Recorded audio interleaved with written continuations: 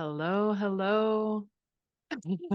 So excited to have a conversation with Kim Krans, my dear friend Hi, of Tracee. I'm so glad to Hi. be here. Has it been over a decade? It's been over a decade that we've known each other. Wow. A lot has happened in that decade. I can't believe it. I can't Yeah. believe it. Yeah, a lot has happened. And I'm going to ask you about those happenings a little bit later in our discussion. But this game, Renunciation, the game of capitalism and karma, lose to win. First of all, who creates a game? I know one other person who is in the process of creating a game, and this is just amazing. So, thank you for this beautiful game. I want to take a moment to read your bio. Kim Krans is a prolific creator influenced by a range of mystical traditions. Kim is the creator of the New York Times bestseller, The Wild Unknown Tarot. Her published works include several oracle decks and children's books, The Wild Unknown Journal, and a memoir, Blossom and Bones. She received her BFA at the Cooper Union, MFA at Hunter College, and MA in Jungian psychology at Pacifica Graduate Institute. Kim has studied in-depth practices of meditation and shamanism in India, Africa, Mexico, and the UK. An official welcome, Kim. Thanks so much, Tracee. So, as I was playing this game, which is super fun um, and really detailed, but we'll get into that in a moment. I read somewhere, I think in the instruction booklet, which is also super beautiful and helpful to kind of navigate your way through, that this came to you 10 years ago while you were living at an ashram or doing some kind of practice at an ashram. Can you talk about that and how was that the idea for this game seeded in you 10 years ago, if I remember correctly? Yeah. And then how did it come to fruition? I love this question because it's actually just so hilarious how suddenly the idea came to me when I was at the ashram. And while you were reading my bio, it's like, what do all those things add up to? Like, where does all that training and study lead to? And it's like, oh, a board game. Um, so I was at the ashram. I think it might have been my first or second time staying there for a longer duration, like over 10 days or 2 weeks or something. It was before I lived there. It was around the time like 2010, 11, something like that, Mhm. right before the tarot deck came out. And right when people were we weren't quite on our cell phones as much as we are now. Mm. So there was more of an awareness of technology, kind of boundary setting at the ashram. Like now at the ashram, I think everyone's just in their room at night on their phones. Yeah. You couldn't But get a signal back in those days. I know exactly. Or like they didn't give you the Wi-Fi code. That's right. That's right. So we were still playing board games at night or like hanging out in the tea lounge. So I was hanging out with a lot of the residents that were there and I think we were playing Monopoly, like in one of the classic games where you try to get as much as you can get, and that's how you win the game. And I remember sitting there. I remember the exact moment that it happened. There were all my friends were around me, and I was sitting there at all these hotels and all this cash and all this stuff. And I was like, this game is backwards. We're at an ashram. We should be playing this game backwards. We should start out with all of this stuff and start out with this idea of who we are and how great we are. And then we should have to get rid of it. And I was like, guys, let's make a board game called Renunciation. We have to get rid of everything. And they were like, what? Like, that sounds cool, but what are you talking about? And I was like, no, let's really do it. Let's really make this game. And it was that classic moment when you're hanging out with me and someone's like, yeah, sounds cool, Kim. And in the back of my mind, I'm like, no, I will make that. This is not just an idea. I will eventually make this thing. So it took a really long time because I was in the midst of creating the Wild Unknown series of decks and oracle decks, and then a few books. But the idea never left me alone. Mm. And it was so funny. The game is so funny, and it's based on, its core value is humor. So that kept drawing me back to it, because every time I would tell someone about the game, we would laugh so hard. And I realized, like, I want to do a project that is just it's complex. It has all of the conundrums of modern society and spirituality and capitalism, but in the base level, it's just super funny and really engaging. So that was what kept drawing me back like a magnet. And then eventually, I found the right home for it in terms of publishers. And then it took a couple of years of game development that I had no idea what I was getting into. Because the Mm. tarot and the other oracle decks, they're essentially games. So they rely on engagement and that fine line of like, when is there enough engagement of the mind? When is there enough chance? When do you have enough of your own self, where you can make a decision in the game to, it's not just random. Like, for example, in the tarot, you get to pick the card with your hand. So Mm. that gives you a sense of like your own sovereignty, yet you can't know what it is. So it's this perfect balance where the mind stays really engaged. And then designing the game, we had to really work with this question of when and how do we sustain engagement during this journey, this existential journey of getting to the cave of enlightenment. Well, you did a great job in doing that. And I want to pull two threads. First of all, I want to say the acerbic wit of this game is just absolutely hilarious. I found myself literally laughing, going from laughing to like, oh no, she didn't put this in here. This is this is great. And then just for the creatives who might be listening, I want you to just talk a little bit about that idea that won't leave you alone. Yeah, it's so important.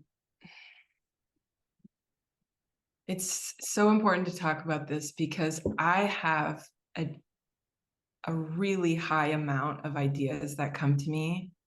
And I think one of my main tasks as a maker, as a seeker, as a businesswoman is to be very discerning of which of these ideas are mine to make and which can I let kind of intrigue me for a moment and then let them go in service of these bigger anchor projects that are going to be anchor is really the word I want to use, like anchors for your lifetime, for the life arc that we're all on.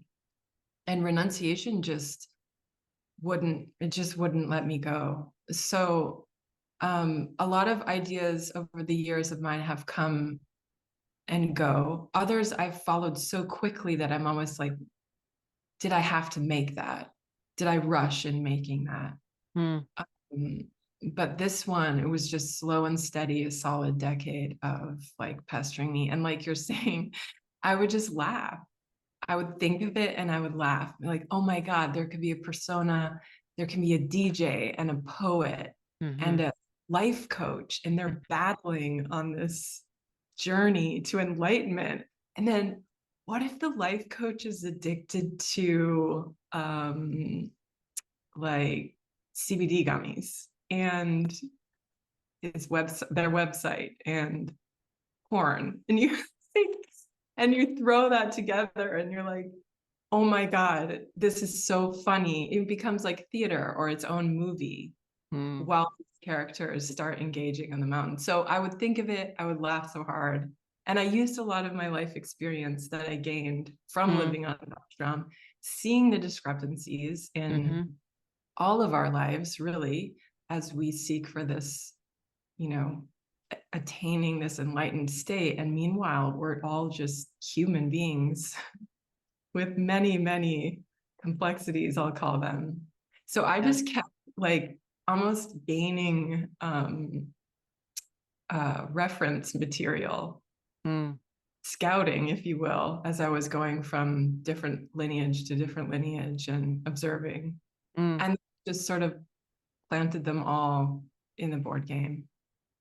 I love what you're saying about all the ideas that come to you, because it reminds me of the wisdom from the Bhagavad Gita, which basically says, and I'm paraphrasing right now, that just because you're good at doing something doesn't mean that it's your dharma to do it.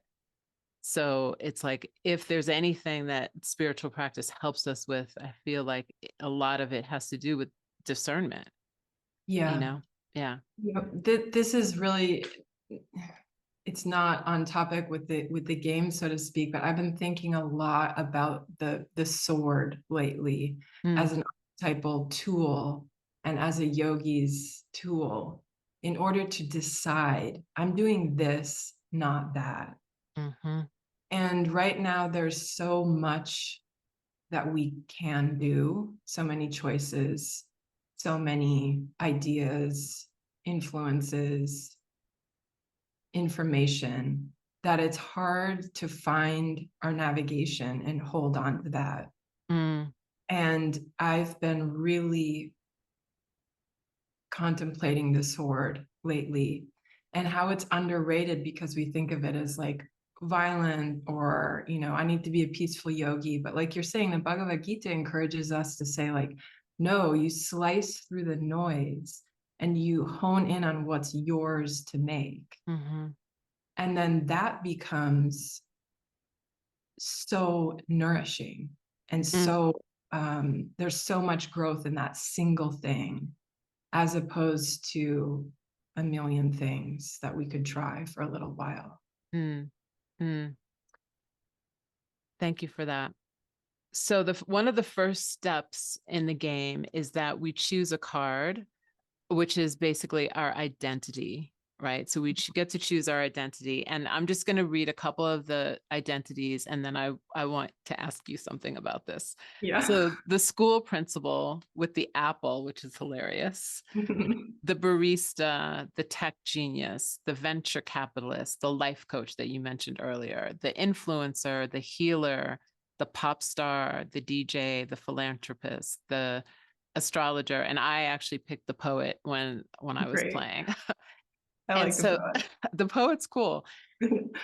And so I wondered, how did your studies in Jungian psychology help you to choose these specific identities? Because in some ways they're related to, they're archetypal. So can you talk about the archetypes and how you chose these identities, and if that was an influence at all for you? It was an influence. It was really thinking about vocation, so to speak, as like a way to activate the archetypes.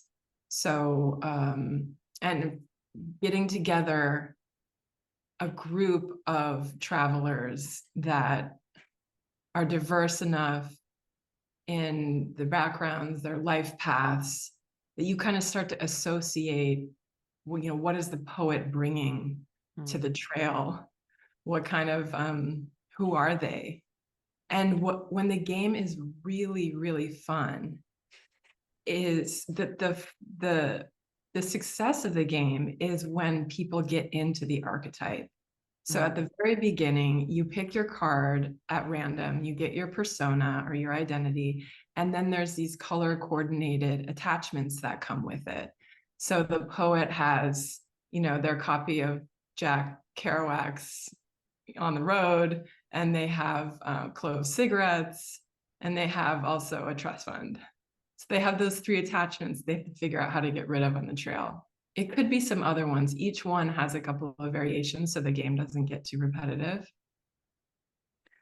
But then at the beginning of the game, each person goes around the table and has to introduce themselves, like, hi, I'm Kim. I'm the astrologer. I'm here because I have had enough of my new age lifestyle and I want to get rid of all my crystal collections. And I'm attached to my cat and my telescope and my I can't remember what they have, $10,000 or something. And then the poet introduces themselves, and then the DJ, who's attached to their 401k and their, I don't know, meth or something, who knows. So you have things that the attachments that you are attached to your identity, and then there's also ones that you pick at random out of a box. So everyone could potentially pick up fudge on their way on the trail. They could pick up a European lover. Who knows what they're going to be attached to? But the archetype and the story builds. As people get more and more into the archetype, it gets really fun and hilarious, and also starts to mimic life or be like cathartic for some of the things that we're all struggling with to get rid of or to get. Yeah. So I'm just going to read a few of the ones that are here on the kind of random, not associated to the poet. But these are ones that you might choose, right? Because they're in the kind of random box. Mother's approval, Bitcoin, double espresso, milk alternatives, truffle salt, vintage guitar, new puppy. Let's see, old hard drive, microdosing, and lower back tattoo. And so, on the one hand, we talked about monopoly and this idea that mimics society, right? That the more we acquire, the more we're worth, the more validated we are. And here we are with these things that we are attached to, that we have, that the point of the game is that maybe you're going to accumulate some of these things, but at some point you're going to have to give them up. Yeah. And so I want to ask, because this is, letting go of our attachments is some of the hardest work on the spiritual journey. And that's why you obviously included it in the renunciation, because that life stage of renunciation requires you to give up all your worldly possessions, your titles, your statuses, all the things. What would you consider the biggest thing that you have ever had to let go of? Oh, I think narrative, my own prescribed narrative of how things should go. In that has been like all these, objects, so to speak, that I wanted to attain or get. But the overriding attachment has been to like the narrative. Most of that's around like what I thought my life should look like, family, kids, like the image of successful woman. What does that look like?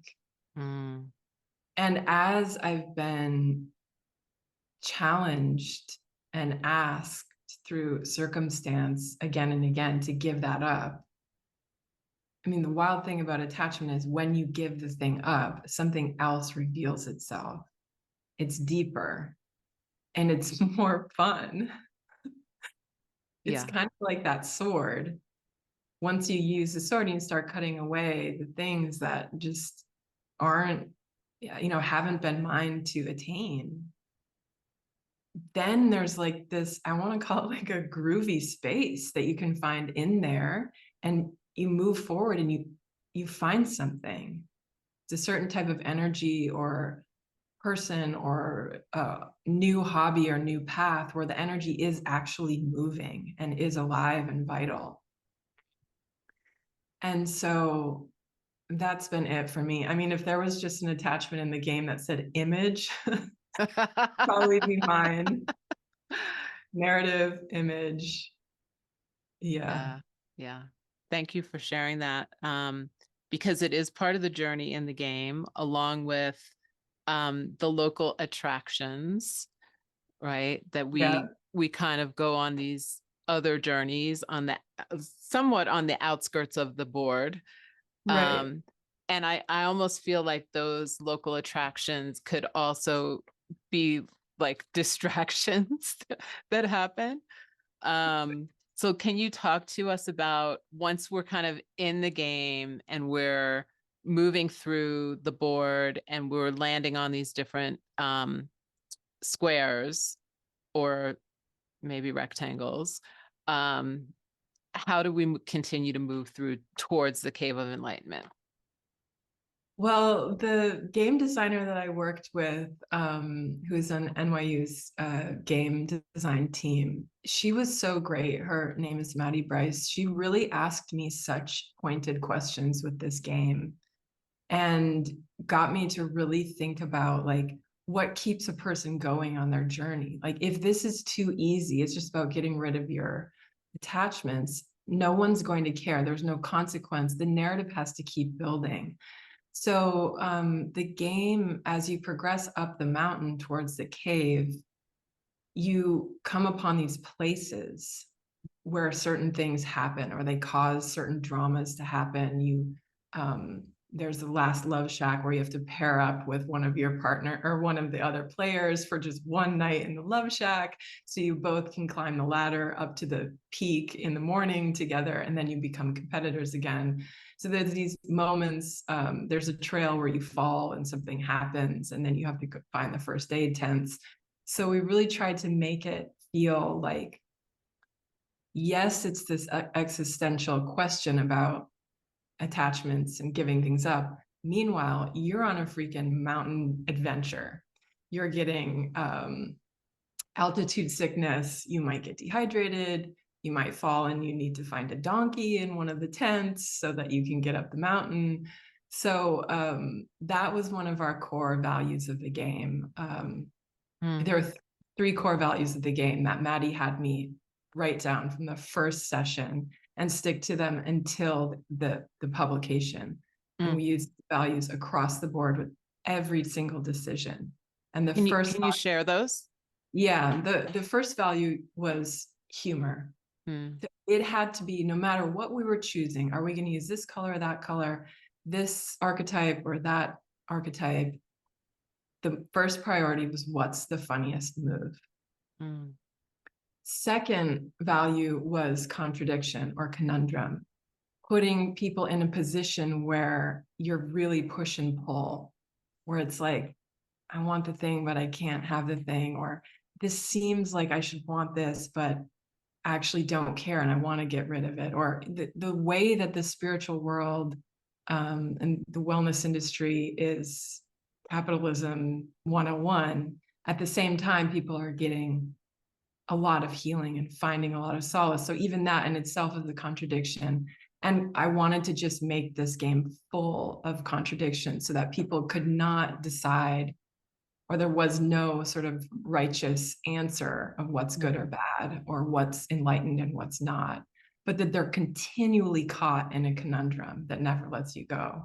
And then the third value, to get back to this idea of the mountain, is adventure. So feeling like people they had their hiking boots on, they left their stuff back in LA or wherever, and they weren't at a spa trying to get enlightened. They're actually on the paths that the sages, the books that you and I have both read and adore, like the sages are in the mountains with their rice and dal and their shawl, and they're trying to find something. And those sages might be attached to that lifestyle in and of itself. So that's kind of another conundrum. But having this feeling like you're really on an adventure was the third value. And I would just say one more thing for the creatives. Like, this is the first time anyone sort of pinned me down at the beginning to say, no matter what this project looks like or ends up being, what are its three core values? That will determine every single decision. No one in all my years of creative study, 8 years of art school, Jungian study, 15 years in the publishing industry, a long-standing career in the arts, no one ever asked me to do that before.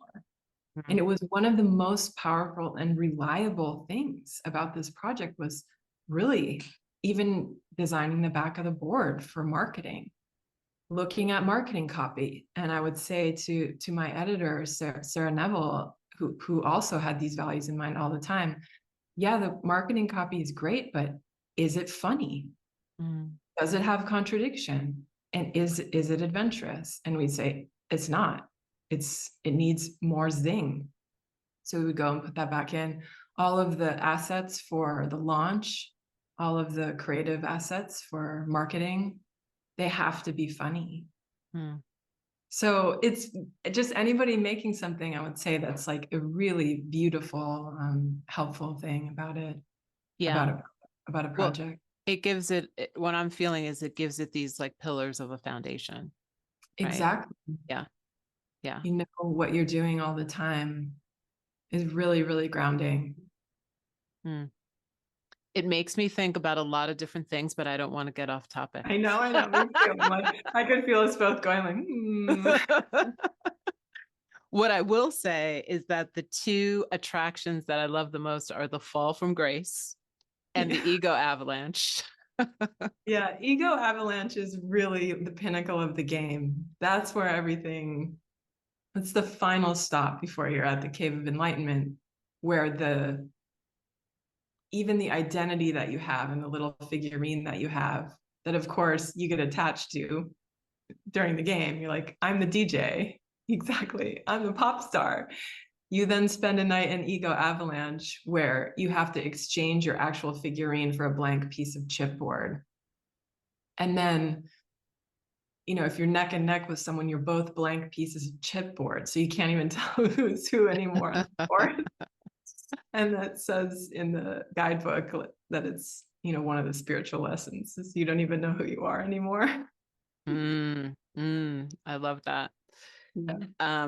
That actually brings me to the next question. So we've said before, we've known each other for over a decade. And since I've known you, you've always been a seeker, and in this spiritual practice. And I'm curious to know because I find it really interesting for those of us who have a spiritual practice and also have a creative practice and are creating things to be shared with others in the world. At least I can speak for myself, is that my spiritual practice definitely informs everything that I share and create. And so how has your spiritual journey been reflected in this game?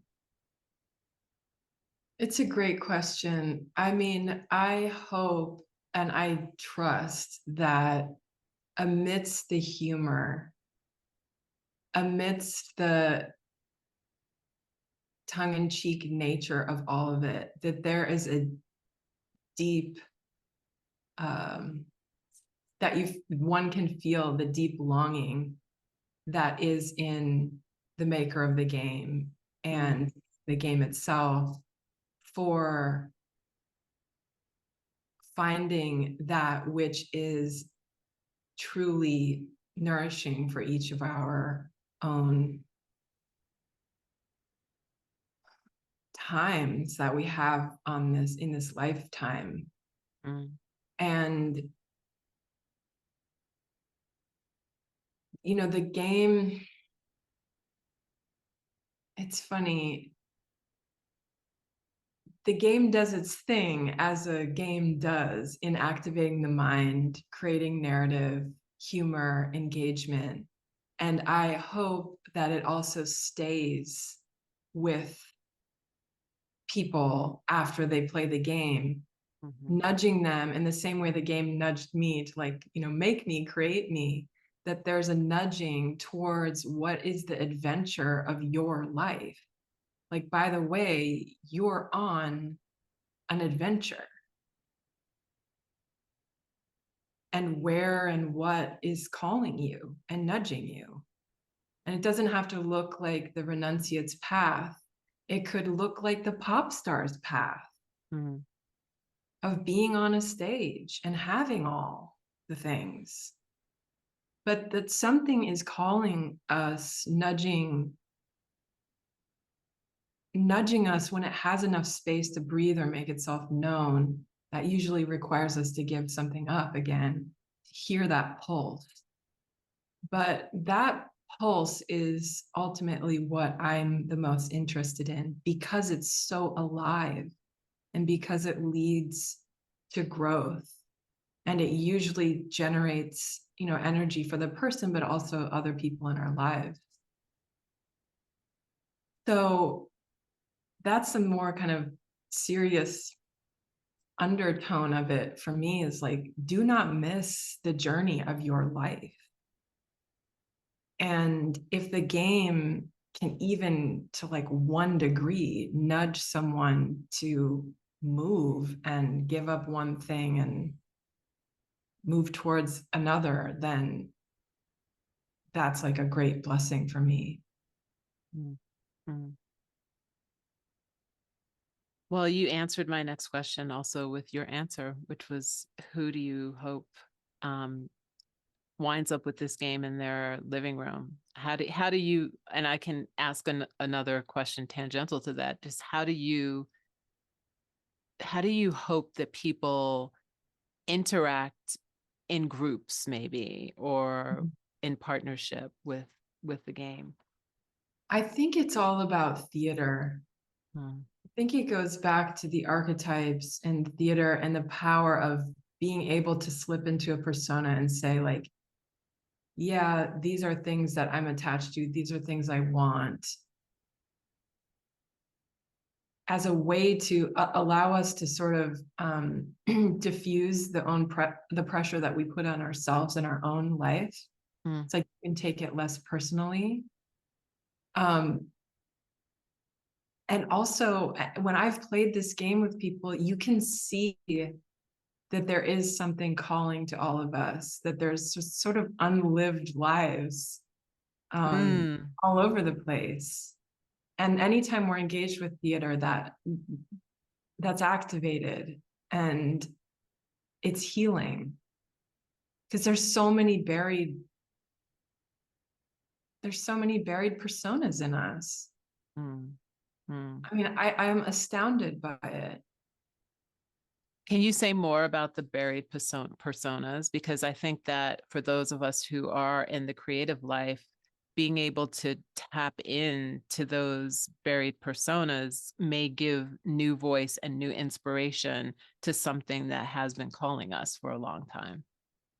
I think going back to the Bhagavad Gita that you brought up is a really good example. I feel right now like the spiritual world, wellness industry, however you want to frame that, is really infatuated with the passive peaceful yogi and what that looks like, and projecting an image of that.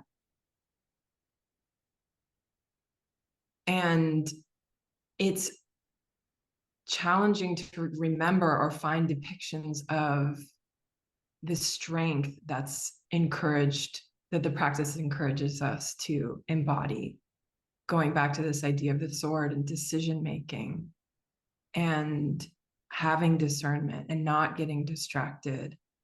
And then to take it even further is this warrior archetype of Arjuna in the Bhagavad Gita. And I think that is a buried strength, a buried asset and quality in spiritual practitioners now, is and something that I've been experimenting with in this last year of my life is strength as spirituality, fierce presence, fierce decision making, saying no, saying this relationship is done. This is not good for me. I am attached to it, and goodbye. Like that type of decision making.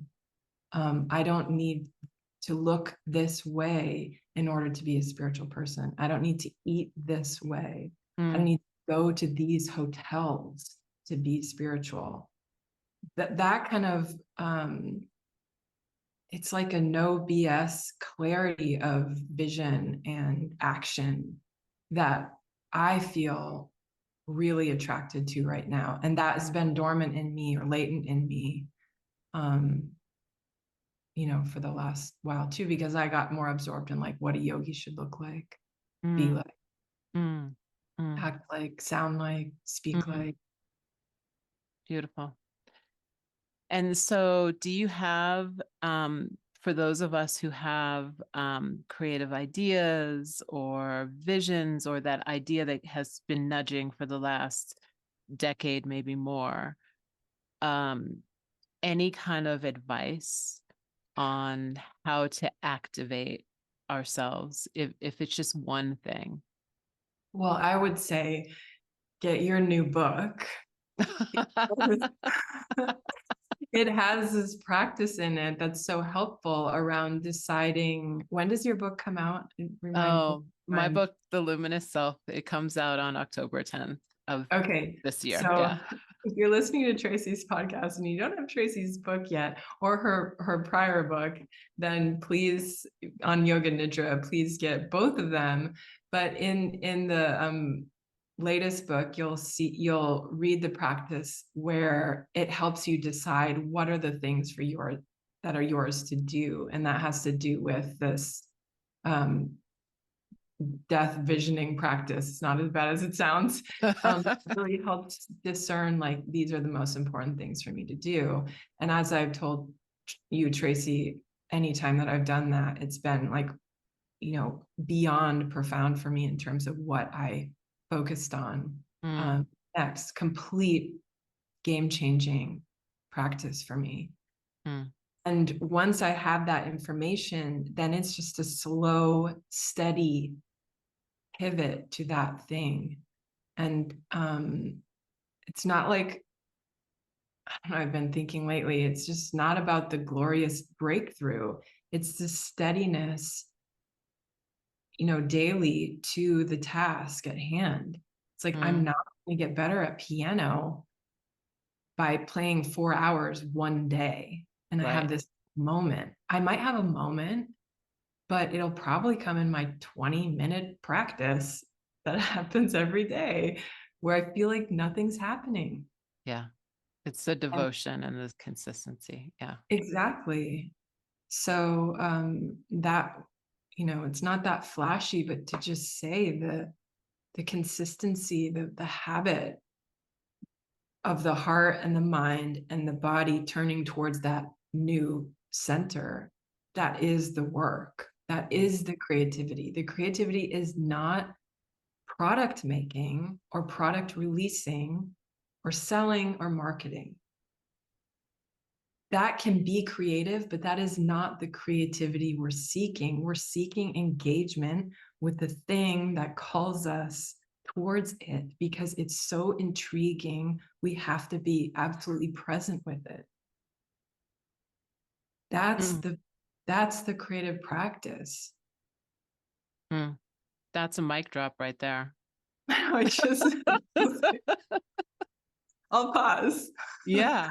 I mean, because that, I think we get confused about what creativity is. And that with all of the things that we're being sold at the rate at which we're being sold and how pretty they look. Yeah. And it's not to say that that's not a form of creativity, like you said, to make something look pretty, but it's what I heard you describe when you talked about being in presence with the thing that is calling.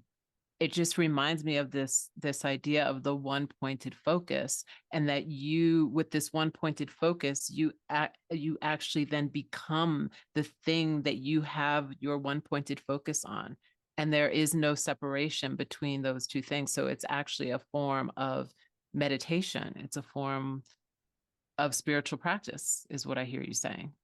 Exactly. And when we see art that other people have made, we're seeing the end point, the accumulation of their attention. But it's the attention that is attractive about the art. The end point is just the result of accumulated attention. That's it. And when you meet someone that has a kind of presence or what have you, it's not them, it's their accumulated attention towards a one-pointed thing that contains energy, that's generating energy in them, and that they're an accumulation of that. So I feel like it's constantly goes back to attention. And if there is a creative pursuit that's calling, no matter how much sense it makes or doesn't make, putting your attention on that will lead somewhere. And again, it's not endpoint oriented yet, but that is not a reason to not do it. Then you've lost the adventure. You know, you missed the adventure. So get back on the trail with the thing that is pulling you. And meanwhile, it's like, what am I doing? There's this kind of voice of like, what am I, why does this make sense? And if you can hold the tension of that voice while keeping your attention still on the task, energy builds in it. It has to move somewhere. It does lead somewhere. Oh, thank you so much. Thanks, Tracee. I can't wait to play the game with you in person sometime. I know. Hopefully we'll get you to Santa Fe soon and we can have a game night. When is the game available? Where can we get the game? Tell us all the things. It's available for pre-order now. It comes out mid to late August. It will be around for the holiday this year. So get it for all of your existential crisis spiritual friends that also like a lot of stuff. Yeah. Amazing. Thank you so much for your time and your light and your wisdom today. I'm forever grateful. Thanks, Tracee, as always. So nice to see you. You too.